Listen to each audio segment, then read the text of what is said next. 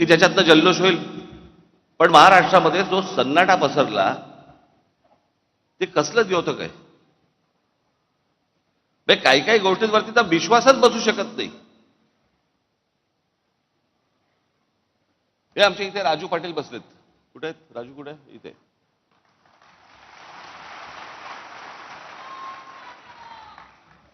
त्यांचं एक गाव आहे, गाव पाटलांचंच गाव, म्हणजे तिकडे त्यांनाच मतदान होतं.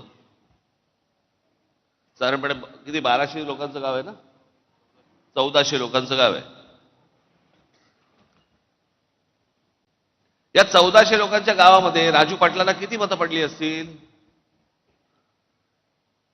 अख्खं सगळं मतदान दरवेळेला त्यांना मतदान होतं. पहिल्यांदा त्यांचे भाऊ उभे होते त्यावेळेला त्यांना मतदान झालं, ते उभे होते त्यावेळेला मतदान झालं, ज्यावेळेला ते खासदारकीला होते त्यावेळेला मतदान झालं, सगळीकडं. त्या गावातनं किती मतदान झालं असेल राजू पाटलांना? किती मतं पडली असतील? एक पण नाही.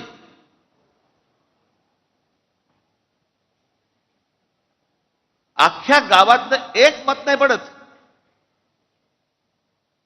जी 1400च्या 1400 मतं जी दरवेळेला राजू पाटलांना पडायची, त्या गावामध्ये एक मत नाही पडत.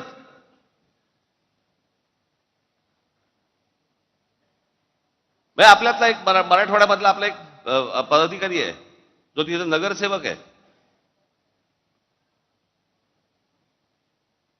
नगरसेवक असताना, म्हणजे नगरसेवक जेव्हा झाला त्यावेळेला त्याला त्याच्या भागातनं 5,500 मतदान आहे. 5,500 त्याच्या भागातनं.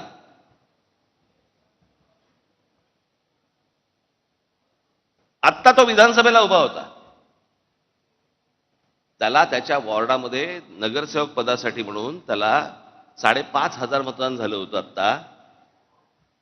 आत्ता विधानसभेच्या वेळेला त्याला किती मतदान झालं असेल? विधानसभा 2,500.